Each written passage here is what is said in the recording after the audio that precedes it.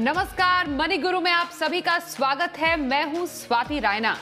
आने वाले आम बजट यानी 1 फरवरी को आने वाले बजट में क्या उम्मीद सबसे ज्यादा रहती है? किसी को, आम आदमी को उम्मीद रहती है कि टैक्स के मोर्चे पर उसको क्या राहत मिलने वाली है। तो इसलिए आज हम जो शो करने वाले हैं वो बजट 2021 में टैक्स पेयर्स की उम्मीदों पर ये बजट कितना खरा उतर सकता है उसको थोड़ा समझने और उसको थोड़ा टटोलने की कोशिश करेंगे। हमारे साथ शो में 2 खास मेहमान होंगे, उससे बारीकियां समझेंगे उनसे कि आखिरकार इस बजट में आम आदमी के लिए क्या ग्रोथ की वैक्सीन टैक्स के मोर्चे पर आने की कोई उम्मीद है और किस तरीके से क्या फोकस सरकार का रह सकता है। 2 खास मेहमान हैं। सबसे पहले परिचय करा दे, हमारे साथ है वेद जैन साहब, टैक्स एक्सपर्ट, और साथ ही सुनील गर्ग जी भी हमारे साथ है, टैक्स एक्सपर्ट। वेद सर और सुनील जी, आप दोनों का बहुत स्वागत है मनी गुरु की इस बजट स्पेशल एपिसोड में। तो क्या खास आज हम चर्चा करने वाले हैं शो में। सबसे पहले इसके हाइलाइट्स पर एक नजर डाल लेते हैं। आज शो में हम जानेंगे बजट से क्या है टैक्स पेयर की उम्मीदें, क्या बजट में बढ़ेगा टैक्स छूट का दायरा, टैक्स एक्सपर्ट्स की क्या है बजट से मांगे, साथ ही बजट से उम्मीदें और लागू हुई तो आपको कैसे मिलेगा इसका फायदा। तो सबसे ज्यादा नजरें टिकी हुई हैं कि आखिरकार पर्सनल टैक्स के मोर्चे पर क्या उम्मीद कर सकता है एक आम आदमी या एक कोई मिडिल क्लास या नौकरी पेशा। वेद सर, आपके पास सबसे पहले आएंगे। इस बार बजट में आपको क्या लगता है क्या खास होने जा रहा है? क्या उम्मीद करे कोई मिडिल क्लास या नौकरी पेशा कि पर्सनल टैक्स के मोर्चे पर कुछ राहत भरी खबर मिलने के आसार हैं? स्वाति जी, ये देखिए, हर चीज उम्मीद पर टिकी हुई है और वर्ष 2021-22 का बजट अपने आप में एक एक्सेप्शनल बजट होगा। वित्त मंत्री जी भी कह रही हैं कि ये एक अभूतपूर्व बजट होगा और अभूतपूर्व सिचुएशन में आएगा। और ये मान के चलना पड़ेगा, ये एक ऐसी परिस्थिति में आ रहा है जब हमारा 2020-21 का लगभग सारा वर्ष कोविड में निकल गया, इकोनॉमी की ग्रोथ रुक गई, डिक्लाइन हो गया और बहुत सारे लोगों की तनख्वाहें, बहुत सारे लोगों की जॉब पे बहुत सीरियसली इम्पैक्ट पड़ा हुआ है और उसकी वजह से सरकार के रेवेन्यू पे भी इम्पैक्ट है। तो इस परिस्थिति में 2021-22 का बजट पे सारा फोकस, जो आपने कहा कि जैसे हम कह रहे हैं कोविड वैक्सीन का था, तो ये ग्रोथ वैक्सीन वाला बजट होना चाहिए और उसके लिए जरूरी है कि हम पर्सनल टैक्सेस को इस तरह से फाइन ट्यून करें जिससे इकोनॉमी को ग्रोथ मिले और साथ ही साथ लोगों को ये मौका मिले कि जो आज की डेट में संकट आ रहा है उससे बाहर कैसे निकल कर जाए। आपका एक पहला सवाल था कि क्या टैक्स ब्रैकेट में छूट मिलने की उम्मीद है।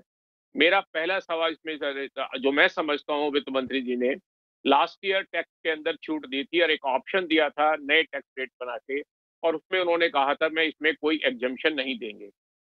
उन्होंने 5 लाख तक की इनकम को छूट रखी, 5 से 7.5 तक 5%, 7.5 से 10 तक 10%, ऐसा उन्होंने एक टैक्स के स्लैब बनाए थे और छूट नहीं दी थी। तो मेरा ऐसा मानना है कि टैक्स पेयर के हाथ में और पैसा देने के लिए जरूरी है कि इस टैक्स स्लैब के जो रेट उन्होंने लास्ट ईयर अनाउंस किए थे उसको वो रेगुलर टैक्स स्लैब में कन्वर्ट कर दें और साथ ही साथ जितनी डिडक्शन एग्जम्पशन जो एटीसी की मिलती है वो उसको रेस्टोर उसमें भी दे दें। वो अपने आप में एक टैक्स पेयर के लिए बहुत बड़ी राहत होगी। इसके साथ साथ 3-4 चीजें जो कोविड से जुड़ी हुई हैं वो बहुत जरूरी हैं इस समय इस बजट में एड्रेस करने की। अभी हम सबको पता है कि आज की डेट में मेडिकल इंश्योरेंस, मेडिकल एक्सपेंडिचर की एक छूट मिलती है। इंडिविजुअल को 25,000 की मिलती है, एक्सपेंडिचर को 50,000 की फैमिली को मिलती है। सीनियर सिटीजन के नाम की अलग से 25,000 की छूट मिलती है और एक डिपेंडेंट के नाम की 25,000 की मिलती है। लगभग 1 लाख रुपए तक की छूट बन सकती है फैमिली की, जो ओवरऑल मिलती है। हम सबको पता है कि वर्ष 2020-21 में कोविड ने बहुत लोगों को परेशान किया, बहुत सारा मेडिकल एक्सपेंडिचर हुआ। तो स्वाभाविक है कि इसका जो खर्चा है वो 21-22 में भी चलेगा और 22-23 में चलेगा। तो वित्त मंत्री जी से ये अनुरोध रहेगा कि ये इस छूट को बढ़ा के डबल करें और ये अच्छा रहेगा कि इस छूट को बढ़ा के वर्ष 2020-21 के लिए भी लागू कर दें, क्योंकि उस साल में भी लोगों का बहुत सारा खर्चा इस पर हुआ है। एक बहुत बड़ी लोगों की संख्या इसकी अफेक्टेड रही है, कोविड के खर्चे बहुत सारे हुए हैं और इसको बढ़ा देना चाहिए। मैं साथ आपकी इस साथ बात मेरा को एक और थोड़ा सा दोबारा से जी जी बिल्कुल सर, मैं आपके पास इस पे चर्चा और करना चाहती हूँ।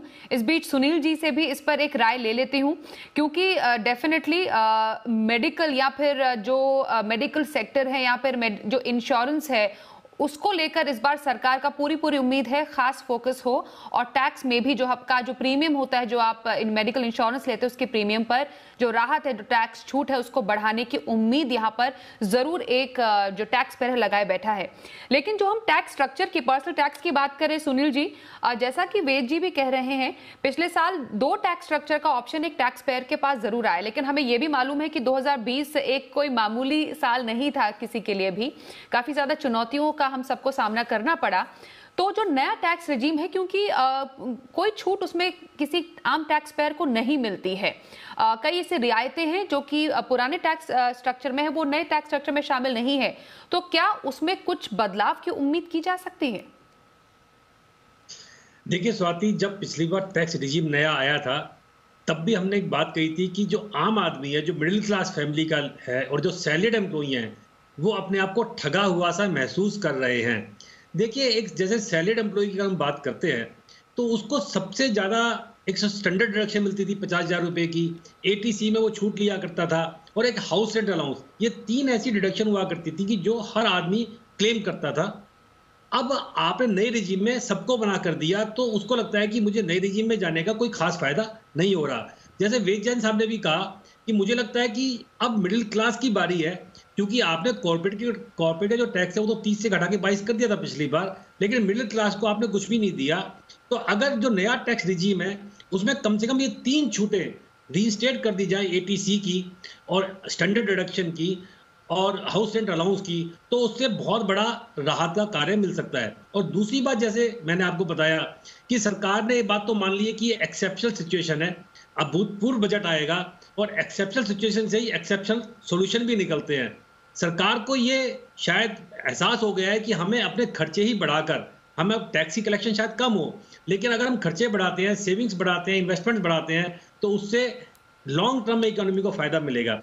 दूसरा, मैं जो सवाल जो मैं समझता हूं, शायद सरकार कैपिटल गेन टैक्स को लेकर जो पिछली बार चेंजेस किए हैं कि लिस्टेड इक्विटी पे तो आपने 10% का टैक्स लगा दिया, लेकिन जो अनलिस्टेड इक्विटी है वहां पर अभी भी टैक्स रेट बहुत ज्यादा है और सरचार्ज भी वहां बहुत ज्यादा है, क्योंकि 42.74% पड़ता है। वहां जाकर कहीं ना कहीं सरकार सोचती है कि अगर कैपिटल मार्केट वही नहीं है जो लिस्टेड इक्विटी में काम करते हैं, अनलिस्टेड इक्विटी में भी काफी काम होता है, वहां पर भी लगता है कि सरकार शायद कोई रिलीफ या कोई राहत देने का काम करेगी।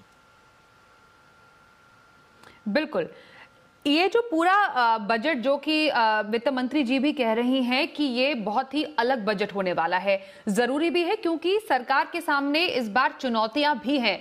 वेद जैन जी, हम समझ रहे हैं कि सरकार के सामने बढ़ता वित्तीय घाटा है, बढ़ती महंगाई एक समस्या है, रोजगार की समस्या है। हमने देखा कि लॉकडाउन उसके बाद कई लोगों ने अपने रोजगार खोए, रेवेन्यू कलेक्शन की आपने बात की, उससे की समस्या से भी अभी फिलहाल सरकार को दो चार होना पड़ रहा है, और कोविड से जो ओवरऑल सुस्त हुई हमारी इकोनॉमी की रफ्तार है, उसमें जो एक इंपॉर्टेंट फैक्टर है कंजम्पशन का, मतलब खपत बढ़ाने का जो सरकार का प्रयास है, वो किन फैसलों से पूरा किया जा सकता है? हमने एक फैसला सरकार की तरफ से एलटीसी स्कीम जो वाउचर लेकर आई सरकार, उसने कहा कि आप खर्च या तिगुना खर्च कीजिए, उससे कंजम्पशन में बढ़ोतरी या बढ़ावा देने में काफी ज्यादा फायदा होगा। आपको लगता है ऐसी ही स्कीम्स और लाकर सरकार कंजम्पशन में बढ़ावा देने का अपना ये जो लक्ष्य है वो पूरा कर सकती है? आपने बिल्कुल ठीक बात कही स्वाति जी। देखिए, सरकार ने अभी 3 महीने पहले ये घोषणा की थी कि एलटीसी की स्कीम पहले तो गवर्नमेंट एम्प्लॉइज के लिए की, फिर उन्होंने प्राइवेट सेक्टर के लिए एक्सटेंड की, और उसमें ये शर्त रखी कि जो आपको एलटीसी मिलेगा वो एग्जम्प्ट होगा, बशर्ते आप 3 गुना खर्चा करें और जिसमें जीएसटी 12% से ज्यादा दें। मेरा कहना है कि पहले तो इस स्कीम को थोड़ा सा मॉडिफाई कर देना चाहिए कि 3 गुना खर्चा करना अपने आप में अस्वाभाविक लगता है, इतना नहीं करें। अगर 2 गुना खर्चा का भी रखेंगे तो ये स्कीम ज्यादा कामयाब होगी। सेकेंडली, जब हम ये स्कीम गवर्नमेंट एम्प्लॉइज और प्राइवेट सेक्टर के एम्प्लॉइज को दे रहे हैं, क्यों नहीं ये स्कीम हम सभी टैक्स पेयर को, जो सेल्फ एम्प्लॉयड हैं, प्रोफेशनल्स हैं, जो छोटे रोजगार करते हैं, रिटेल ट्रेड करते हैं, उनको भी दे दें, क्योंकि उनको भी एक अमाउंट फिक्स कर दें। जैसे एक सेंट्रल गवर्नमेंट के एम्प्लॉइज के केस में सरकार ने कहा है कि 36,000 या 48,000 की फिगर रहेगी जिसके ऊपर आपको ये बेनिफिट मिल सकता है। तो आप ये कह दें कि अगर प्राइवेट सेक्टर का एम्प्लॉय या जो अपना सेल्फ एम्प्लॉयड है, जो रिटेल में है, वो भी अगर ये 48,000 रुपए का ऐसा खर्चा करता है साल के अंदर, उसके 3 गुना खर्चा करता है, तो उसे 48,000 रुपए का रिबेट मिलेगा। इससे अपने आप में एक बहुत बड़ा बूस्ट मिलेगा कंजम्पशन के अंदर। हम हर एक को एनकरेज कर रहे हैं कि आप 12% जीएसटी से ज्यादा चीज को परचेज करें, और आपने आइटम आइडेंटिफाई किए कि ये आइटम होनी चाहिए, तो उससे देखिए ऑटोमोबाइल को, इलेक्ट्रॉनिक को, और जो और के घर का आपके हैं, जो आपने प्रोजेक्ट है, उसके अंदर आपकी कंजम्पशन बढ़ जाएगी। और सरकार को भी इनडायरेक्टली नुकसान नहीं होगा, क्योंकि सरकार जो टैक्स, मैं ये मान के चलता हूँ कि 33% टैक्स भी सरकार इंडिविजुअल के ऊपर खोती है, तो सरकार 2 गुना खर्चा करा के और 12% जीएसटी 24% की सरकार वहां पे कवर करके ले जाएगी उस खर्चे को कराने के लिए। तो बहुत बड़ा नुकसान नहीं आएगा। तो यह एक अपने आप में कंजम्पशन को बूस्ट करने के लिए, डिमांड क्रिएट करने के लिए, जब आप एक गवर्नमेंट एम्प्लॉइज को एलटीसी दे सकते हैं, ये देने की कर सकते हैं, तो जो प्राइवेट सेक्टर या जो सेल्फ एम्प्लॉयड है उसको भी ये सेम बेनिफिट मिलना चाहिए। इसी के साथ मेरा एक सजेशन और भी है, जो मैं इसी के साथ साथ जो देना चाहता हूँ। अब आपने देखा कोविड 2021 ने वर्क फ्रॉम होम को एक नया कल्चर क्रिएट कर दिया है, और जब वर्क फ्रॉम होम का कल्चर है, तो एक एम्प्लॉय जो घर पे बैठ के काम करता है, वो अपने घर पे अपनी इलेक्ट्रिसिटी यूज करता है, अपनी एयर कंडीशनिंग यूज करता है, अपना फर्नीचर यूज करता है, अपनी चाय पीता है, अपने स्नैक्स खाता है, और अपने घर के ही सारे साधन, चाहे उसके बच्चे करें या फैमिली करे, उसको सपोर्ट करते हैं। लेकिन जब वो ऑफिस में काम करता है, तो सारे खर्चे, ऑफिस की लाइट है, ऑफिस की एयर कंडीशनिंग है, ऑफिस का फर्नीचर है, ऑफिस की चाय है, स्नैक्स है, वो सब एग्जाम्प्ट होते हैं। तो क्यों ना एक गवर्नमेंट इसी के नाम की, कि वर्क फ्रॉम होम के नाम का एक स्पेशल एग्जाम्पशन दे, कि जो एम्प्लॉयर अपने एम्प्लॉय को वर्क फ्रॉम होम के कल्चर में इस नाम की पेमेंट करेगा, up to this particular amount, जैसे स्टैंडर्ड डिडक्शन है 5,000 रुपये महीना या 10,000 रुपये महीना, उसके डिपेंडिंग अपॉन द सैलरी उसकी एग्जाम्पशन मिलेगी। इससे भी बहुत बड़ी एक पहली बात, तो इससे एक डिमांड क्रिएट होगी कि आप भी कहेंगे कि जो आप खर्चे कर रहे हैं, आपको एक परसेंटेज लगा के इसमें की जा सकती है। सेकेंडली, जो कोरोना से लड़ने की लड़ाई है, जिसमें हम प्रमोट कर रहे हैं कि आपको ऑफिस आने की जरूरत नहीं है, अगर आपका काम घर से चल सकता है तो आप घर से करिए। क्योंकि मैं घर में बैठ के अगर काम करता हूँ अपने ऑफिस का, तो नेचुरली मैं घर की बिजली यूज कर रहा हूँ, घर की एयर कंडीशनिंग यूज कर रहा हूँ, उसका फर्नीचर जो टेबल चेयर यूज कर रहा हूँ, चाय पी रहा हूँ, तो उसके लिए मुझे कंबल मिले। तो ये अपने आप में छूट देने की बहुत सख्त जरूरत है इसके बारे में। बिल्कुल वेद जी, आपने ये बहुत इंपॉर्टेंट पॉइंट यहाँ पर उठाया है, वर्क फ्रॉम होम अलाउंस, क्या इसकी जरूरत अभी है? और आपने बिल्कुल सही बोला कि अभी भी कई कंपनीज ऐसा सोच रही है कि अगर घर से, मतलब वर्क फ्रॉम होम से मैनेज चीजें हो रही हैं, क्या उस पर भी एक अलाउंस देने की जरूरत है, क्योंकि आप ऑफिस के रिसोर्सेज यूज नहीं करके आपने घर के रिसोर्सेज यूज कर रहे हैं। ये काफी इंपॉर्टेंट पॉइंट है। लेकिन इसका एक और पहलू है सुनील जी, वो ये है कि खबर ये भी बीच में आ रही है कि क्या कोविड सेस लग सकता है जो हायर इनकम ग्रुप्स है, क्योंकि हमें मालूम है कि बीच में जो मानिए फॉर एग्जांपल जो रेस्टोरेंट होते थे, जो डिलीवरी आपके घर पे करते थे, वो कोविड सेस लगाते थे। तो कोविड सेस जैसी कोई चीज क्या आने का कोई ना कोई संकेत यहाँ पर मिलता हुआ नजर आ रहा है? देखिए स्वाति, जैसे अभी वेद जैन साहब ने कहा कि अब ये टाइम जो है वो टैक्स लगाने का नहीं है, लोगों के हाथ में पैसा देने का है, कंजप्शन बढ़ाने का है। जैसे सरकार एक स्कीम लेकर आई है PLI, production linked incentive scheme. उसका पर्पज भी ये है कि आप प्रोडक्शन कीजिए, हम आपको 4 से 6% इंसेंटिव देंगे। और सरकार ये मानती है कि जब इतनी प्रोडक्शन होगी, 40 लाख करोड़ की जाकर कंजप्शन होगी, तो उसमें जो GST आएगा उससे हम कवर कर लेंगे। तो अब इनोवेटिव आइडियाज की दरकार है, जिसमें आप लोगों को ज़्यादा पैसा दीजिए और ज़्यादा कंजप्शन होगी तो इंडस्ट्री की ग्रोथ होगी। क्योंकि इकोनॉमी का सेक्टर चलता इस तरह से है, जितना इकोनॉमी ग्रो करेगी उतना ही एम्प्लॉयमेंट बढ़ेगा, उतना मैन्युफैक्चरिंग बढ़ेगी, उतना ही टैक्सी कलेक्शन बढ़ेगी। तो सरकार के पास में आज की डेट में सिचुएशन यही है कि ज़्यादा खर्चा कीजिए, ज़्यादा कंजप्शन कीजिए। तो मुझे नहीं लगता कि कोविड सेस जैसी चीज़ अभी आनी चाहिए, क्योंकि हर बजट से पहले हम 2 बातें जरूर सुनते हैं, तो एस्टेट ड्यूटी वापस आ रही है और नया जो अभी फोकस है कोविड सेस का। मुझे नहीं लगता कि अभी कोविड सेस लगाने की कोई जरूरत है। जी बिल्कुल। तो उम्मीदें बहुत सारी है, चुनौतियां भी सरकार के सामने हैं, और बजट 2021 अपने आप में बहुत ही ग्रोथ की वैक्सीन देने वाला बजट हो, ये उम्मीद हम कर रहे हैं। फिलहाल एक छोटे से ब्रेक के लिए रुकते हैं। ब्रेक के बाद हम सीनियर सिटीजन्स की भी बात करेंगे कि आखिरकार वो क्या उम्मीद रख सकते हैं इस बजट में टैक्स के मोर्चे पर। महिलाओं की भी हम चर्चा करेंगे और इंडस्ट्री की भी मांगों पर हम करेंगे फोकस। एक छोटे से ब्रेक के बाद देखते रहिए मनी गुरु।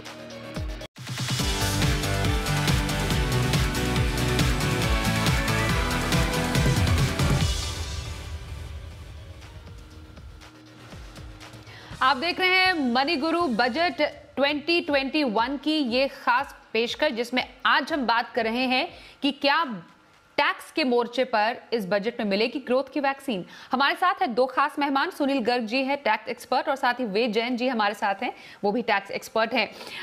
वेद जी, सीनियर सिटीजन्स को काफी ज्यादा उम्मीदें रहती हैं हर बजट से और हर बार बजट निराश भी नहीं करता है सीनियर सिटीजन्स को। इस बार क्या खास हम एक्सपेक्ट करते हैं, कर सकते हैं? कोई नई स्कीम या कोई किसी नई तरीके की कोई रियायत? हाँ, पहले तो मैं स्वाति जी, वो जो गर्ग साहब ने लास्ट टाइम बार अभी बात छेड़ी थी आपने सेस की, इसको थोड़ा सा जोड़ दूं, उसके अंदर क्लैरिफाई कर दूं। आज की डेट में 37% सरचार्ज लगता है और उसपे 4% एजुकेशन और हेल्थ सेस लगा हुआ है।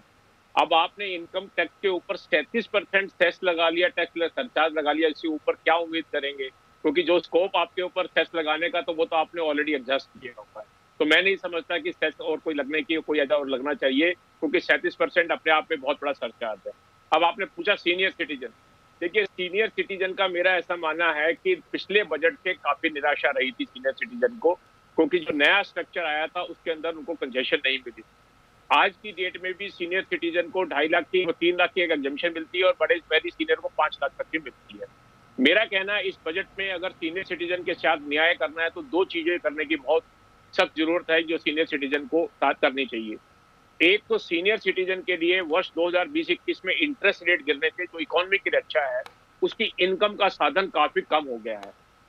जो एफडी 7, 8, 9% में बनती थी, आज की डेट में सीनियर सिटीजन को वो सिर्फ 5% या 5.5% की एफडी मिलती है, यानी कि उसकी इनकम में लगभग 30 से 40% की कमी हो गई है।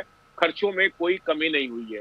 तो बजट में टैक्स के अलावा सबसे ज्यादा जरूरत है कि एक पर्टिकुलर अमाउंट की सीनियर सिटीजन की स्कीम बना के 20 या 25 लाख रुपए की एफडी में 8% तक का इंटरेस्ट देना चाहिए। वो स्कीम कैसे बनाए सरकार, उसको लगाना चाहिए।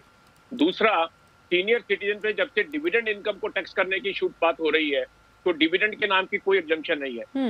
बैंक इंटरेस्ट, पोस्ट ऑफिस के इंटरेस्ट की 50,000 रुपए तक की सीनियर सिटीजन को छूट मिलती है 80 टीटीबी में, और दूसरे नागरिक को मिलती है 10,000 रुपए की। मेरा कहना है कि डिविडेंड इनकम भी जो लोगों ने सीनियर सिटीजन ने इन्वेस्ट की है, उसको आज की डेट में टैक्स करना 25, 30 पे 40% पे टैक्स करना अपने आप में ठीक नहीं है। तो सीनियर सिटीजन को राहत देनी चाहिए। 50,000 की जो बैंक इंटरेस्ट की छूट है, उसके अंदर डिविडेंड की छूट भी आनी चाहिए और बाकी नागरिकों को 10,000 के अंदर डिविडेंड इनकम की भी छूट मिलनी चाहिए। तीसरी बात, जो स्लैब है आज की डेट में, आप कह रहे सीनियर सिटीजन, एक आम नागरिक का 2.5 लाख रुपए और सीनियर सिटीजन का सिर्फ 3 लाख रुपए, तो उसको कोई बहुत बड़ा बेनिफिट नहीं है। तो और 5 लाख रुपए तक का वेरी सीनियर सिटीजन का है। मेरा ऐसा मानना है सीनियर सिटीजन की इनकम कम होने की वजह से जो हो रही है, और डिविडेंड इनकम के एग्जम्पशन के अलावा ये जो एग्जम्पशन थ्रेशोल्ड है, ये 3 लाख से बढ़ा के 5 लाख और 5 लाख से बढ़ा के वेरी सीनियर सिटीजन के केस में 7.5 लाख कर देनी चाहिए। उनको ये बड़ी सख्त जरूरत है, क्योंकि सीनियर सिटीजन की आज की डेट में जो परिस्थिति है, हमारे कंट्री की डेमोग्राफी वैसे ठीक है, लेकिन ये मान के चलना पड़ेगा जैसे जैसे लाइफ एक्सपेक्टेंसी इंप्रूव कर रही है, तो number of senior citizen are increasing जी। और उनकी हेल्थ और उनकी डिमांड और जरूरतें और आज की डेट में सोशल फैब्रिक को देख के उनकी इंडिपेंडेंस और इनकम वो को ध्यान में रखते हुए उनको छूट देने की बड़ी सख्त जरूरत है। तो सीनियर सिटीजन्स के लिए हेल्थ और वेल्थ दोनों ही मोर्चे पर उम्मीद है कि बजट 2021 में कुछ राहत मिले। महिला वित्त मंत्री जी जब बजट पेश करेंगी तो महिलाओं की उम्मीदों पर भी उन्हें खरा उतरना है, तो महिलाओं की उम्मीदों पर खरा उतरने के लिए कैसे फैसलों की उम्मीद करें सुनील जी? देखिए स्वाति जी, महिलाओं को सेविंग्स की बहुत ज्यादा आदत होती है, और जैसे वेद जैन साहब ने भी कहा कि अगर आप सीनियर सिटीजन की एक जैसे स्कीम है, सीनियर सिटीजन सेविंग स्कीम, जहां 15 लाख रुपए तक आपको 8% का ब्याज मिलता है, ऐसी कोई स्कीम महिलाओं के लिए आए कि जहां पर महिलाएं सेविंग्स कर सकें। और सेविंग्स के दो फायदे होंगे, जहां सरकार को पैसा मिलेगा और वहां पर उसके हाथ में इनकम भी आएगी। और दूसरा मेरा मानना है कि सुकन्या समृद्धि योजना, जहां पर अभी एंट्री की एज 10 साल है, अगर आपकी बिटिया 10 साल की है तभी तक आप उसको एंटर कर सकते हैं, उसको बढ़ाकर आप 15 साल कर दीजिए, ताकि ज़्यादा से ज़्यादा लड़कियां, ज़्यादा बेटियां उसमें आप शामिल कर सकें। और तीसरा, जो आपने सॉवरेन गोल्ड बॉन्ड की स्कीम ला रखे हैं, वो बहुत अच्छी स्कीम है, लेकिन जब आप उसको बीच में रिडीम करवाते हैं तो उस पर टैक्स लग जाता है। सरकार को चाहिए कि उसकी टैक्स की भी उसको छूट दी जाए, ताकि महिलाएं उसमें ज़्यादा ज़्यादा इन्वेस्ट कर सकें। तो कम से कम महिला वित्त मंत्री से महिलाएं ये तो उम्मीद कर सकती हैं कि हमारे लिए एक ऐसा कोई प्रोविजन हो जो स्पेशल महिलाओं के लिए हो। अभी तक ऐसा कोई भी प्रोविजन नहीं है जो विशेषकर महिलाओं के लिए है। तो महिलाओं का भी खास ख्याल रखने का पूरा जिम्मा वित्त मंत्री साहिबा के कंधों पर है कि उनके लिए स्पेशल स्कीम लाए और ज्यादा से ज्यादा उनकी बचत हो पाए और इन्वेस्टमेंट के लिए वो ज्यादा प्रेरित हो, तो ऐसे कुछ कदम उनकी तरफ से उठाए जाएं इस बार बजट में। कॉर्पोरेट्स को तो नाराज नहीं किया जा सकता और कॉर्पोरेट के लिए स्पेशल कदम उठाना जरूरी भी है। वे जैन जी, तो सरचार्ज की एक दिक्कत या जो है वो कॉर्पोरेट को हमेशा रहती है, तो इस बार कुछ लग रहा है इस मोर्चे पर राहत मिलने की उम्मीद है? देखिए, कॉर्पोरेट के बारे में जो टैक्स स्ट्रक्चर है वो तो लास्ट में काफी हद तक ठीक कर जाएगा। मेरा ऐसा मानना है कि 22% का रेट जो सरकार के साथ 25 पड़ता है और मैन्युफैक्चरिंग के लिए 15% है, वो अपने आप में एक रीजनेबल है, अच्छा रेट है, तो उसमें मुझे नहीं लगता कुछ है। लेकिन जो दूसरी जो एस्पेक्ट है कॉर्पोरेट का, जो डिविडेंड के ऊपर जो टैक्स लगा हुआ है, डिविडेंड का जो डिस्ट्रीब्यूशन बढ़ा के वो लगाया हुआ है, आज की डेट में अगर हमें ग्रोथ लानी है और वर्किंग करनी है तो उसके बारे में, डिविडेंड इनकम के बारे में कहीं ना कहीं सोचना पड़ेगा कि भाई डिविडेंड इनकम को आप आज की डेट में 30 + 37% के सरचार्ज पे टैक्स करने की कोशिश करेंगे तो वो नहीं होगा। और ये मान के चलिए, कंट्री की इकोनॉमी के लिए बाहर से निवेश आना, इंफ्रास्ट्रक्चर में पैसे का होना, ये अपने आप में आने वाला है। अब इसके अंदर दो रास्ते हैं सरकार के, एक तो टैक्स रेट कम करके एग्जम्पशन को विड्रॉ करे और एक टैक्स रेट बढ़ा के गए कि एग्जम्पशन आपको मिलती रहेंगी। अब आपको कहीं ना कहीं मिक्स एंड मैच करके इसके बारे में वर्किंग करनी पड़ेगी। डिमांडें तो बहुत है कॉर्पोरेट की, लेकिन मैं ये मानूंगा कि 2021-22 का वर्ष वित्त मंत्री के लिए बहुत कठिन वर्ष है, क्योंकि उनको फिस्कल डेफिसिट का भी बैलेंसिंग करनी है, उसको ओवरऑल ग्रोथ भी लानी है और पैसा भी चाहिए सरकार को चलाने के लिए। तो मुझे नहीं लगता कि कॉर्पोरेट के लिए कोई बहुत ज्यादा छूट आने वाली है। जो थोड़ी सी एग्जम्पशन जो सनसेट क्लास लगी हुई है, जैसे 115BB में मैन्युफैक्चरिंग की है, उसका पीरियड बढ़ाया जा सकता है। जो मैन्युफैक्चरिंग के लिए उन्होंने 2023 का वर्ष रखा है, उसका पीरियड बढ़ाया जा सकता है। उसका कारण स्वाभाविक है कि बस 2021 में कोई बहुत ज्यादा काम नहीं हो पाया, तो उसकी वजह से कॉर्पोरेट को जो एग्जम्पशन का जो क्लासेज हैं उसका टाइम पीरियड बढ़ाने की बात की जा सकती है। दूसरा, रियल एस्टेट एक सेक्टर एक ऐसा है जो अपने आप में अनस्किल्ड लेबर के लिए बहुत भारी एम्प्लॉयमेंट क्रिएट करता है। तो रियल एस्टेट सेक्टर को बूस्ट देने के लिए, कॉर्पोरेट को बूस्ट देने के लिए आपको रियल एस्टेट सेक्टर के एग्जम्पशन और जो उसकी बेनिफिट हैं, जो हम अफोर्डेबल हाउसिंग के, छोटे मकानों के, और उसके साथ जो इंडिविजुअल टैक्स पेयर को उसकी जो इंटरेस्ट की एग्जम्पशन मिलती है, जो निवेश की एग्जम्पशन मिलती है, उसको बढ़ाने की जरूरत है, जिससे कि कॉर्पोरेट को भी खुश होगा, ग्रोथ भी आएगी, एम्प्लॉयमेंट भी जनरेट होगी। क्योंकि आज की डेट में ये मान के चलिए, कोविड से सबसे ज्यादा अगर अफेक्टेड है तो अनस्किल्ड लेबर है। हमने माइग्रेंट लेबर का हाल भी देखा और वो भी देखा। कोई व्यक्ति भी कहीं भी कोई चैरिटी पे, डोनेशन पे जीना नहीं चाहेगा, वो कमा के जीना चाहता है, तो उसको जॉब मिलेगा। और रियल एस्टेट सेक्टर कि हम तो उसके बारे में कितना ही सोचें, ये मान के चलना पड़ेगा कि वो सबसे ज्यादा एम्प्लॉयमेंट जनरेट करता है अनस्किल्ड लेबर को। तो उसके ऊपर बहुत जरूरी है फोकस करना। और एम्प्लॉयमेंट अगर जनरेट होती है तो देश की समस्या हल होती है, कंजम्पशन बढ़ती है, डिमांड बढ़ती है, और उससे इकोनॉमी का व्हील बहुत तेजी से मूव करता है। तो कहीं ना कहीं भी कॉर्पोरेट के लिए उसकी कंसेशन देनी बहुत सख्त है। तो फोकस कहां रह सकता है इस पूरे बजट में? जैसा वे जैन जी कह रहे हैं और साथ ही सुनील जी भी कह रहे हैं कि एक तो कंजम्पशन बढ़ाने पर जोर है, रोजगार डेफिनेटली जो समस्या है उसको बढ़ाने पर, हेल्थ इंश्योरेंस यानी जो हेल्थ सेक्टर है उस पर खासा फोकस रहने की पूरी उम्मीद है। अर्थव्यवस्था को ग्रोथ का डोज देने के लिए इस बार कई हम महत्वपूर्ण फैसले हैं उनकी उम्मीद करें। और टैक्स पेयर डेफिनेटली इस बार चाहते हैं कि उन पर टैक्स का बोझ और ज्यादा न बढ़े हमारी वित्त मंत्री जी से। बहुत शुक्रिया वे जैन जी और साथ ही सुनील जी, हमारे साथ आप शो में शामिल हुए और क्या बजट से उम्मीदें रख सकते हैं उस पर आज खास चर्चा करने के लिए। तो इसी के साथ मनी गुरु की आज की इस खास पेशकश में बस इतना ही। वक्त एक छोटे से ब्रेक का हो गया है, खबरों का सिलसिला जारी रहेगा। देखते रहिए जी बिजनेस।